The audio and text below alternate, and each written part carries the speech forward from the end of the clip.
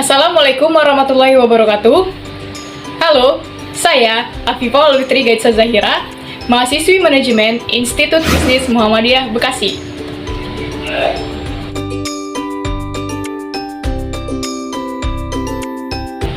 Oke, kali ini saya akan membahas tentang metode SMART dalam manajemen strategik. Langsung saja kita masuk ke pemahamannya. Check it out. SMART. Apa itu SMART? Specific, measurable, attainable, relevant, dan time-bound. SMART goals. Apa itu SMART goals atau metode SMART? Metode SMART merupakan suatu cara untuk merencanakan dan mengelola tujuan yang efektif dengan memastikan bahwa tujuan tersebut memenuhi kriteria yang terdefinisi dengan baik. Oke, yang pertama yaitu spesifik. Apa itu spesifik? Tujuan harus jelas dan spesifik, mengidentifikasikan apa yang ingin dicapai dengan menghindari penggunaan kata-kata yang ambigu dan umum. Tujuan yang spesifik akan membantu dalam pemahaman yang lebih baik tentang apa yang perlu dicapai.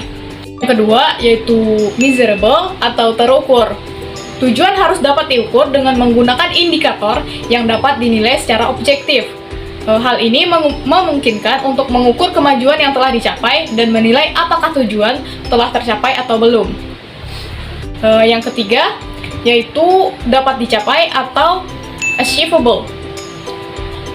Achievable, tujuan harus realistis dan dapat dicapai dengan sumber daya yang ada, seperti waktu, uang, dan keterampilan yang tersedia.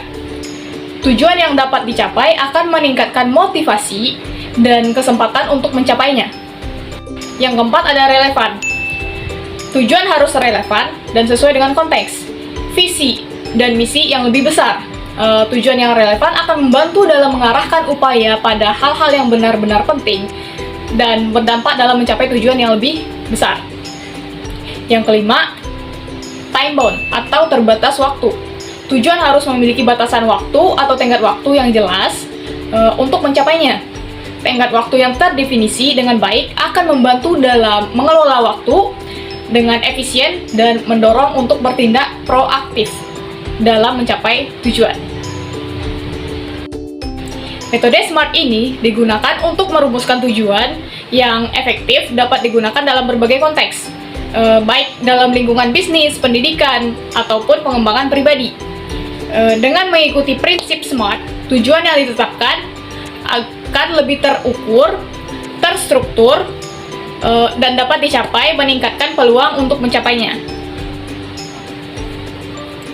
Adapun manfaat implementasi metode SMART, yang pertama yaitu ada klarifikasi tujuan, yang kedua pengukuran kemajuan, yang ketiga fokus prioritas, yang keempat motivasi dan akuntabilitas, yang kelima ada pengambilan keputusan yang informasional, yang keenam peningkatan kinerja, yang ketujuh ada pengelolaan waktu yang efisien.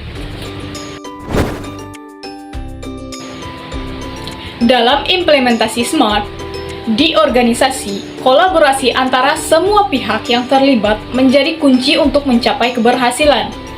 Setiap pihak memiliki peran dan tanggung jawab masing-masing untuk memastikan bahwa tujuan SMART dapat tercapai sesuai dengan perencanaan yang telah ditetapkan.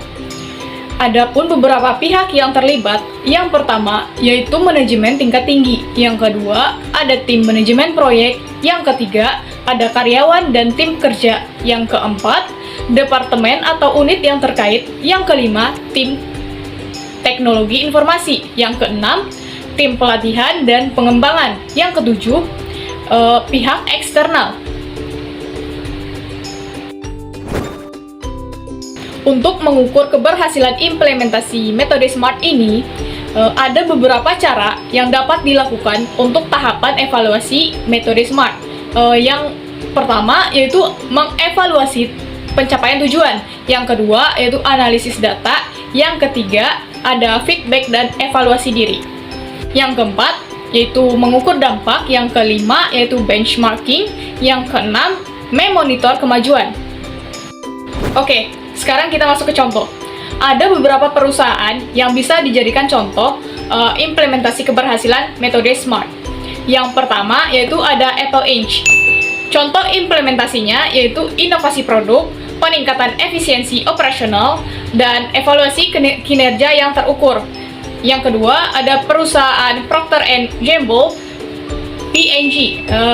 Contoh implementasinya pengelolaan merek, pengembangan produk baru, dan pencapaian target penjualan. Yang ketiga ada perusahaan Amazon, pengelolaan logistik, pengiriman produk, dan kepuasan pelanggan. Itu contoh implementasinya.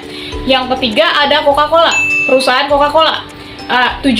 Contoh implementasinya yaitu ada tujuan penjualan, kampanye pemasaran, dan pengelolaan rantai pasokan. Nah, keberhasilan dalam implementasi metode SMART ini dapat bervariasi tergantung pada konteks organisasi, industri, dan lingkungan bisnis yang berbeda. Metode SMART harus disesuaikan dengan kebutuhan dan karakteristik khusus setiap organisasi untuk mencapai hasil yang optimal. Oke, mungkin hanya itu yang dapat saya sampaikan tentang pemahaman metode SMART ini. Wassalamualaikum warahmatullahi wabarakatuh.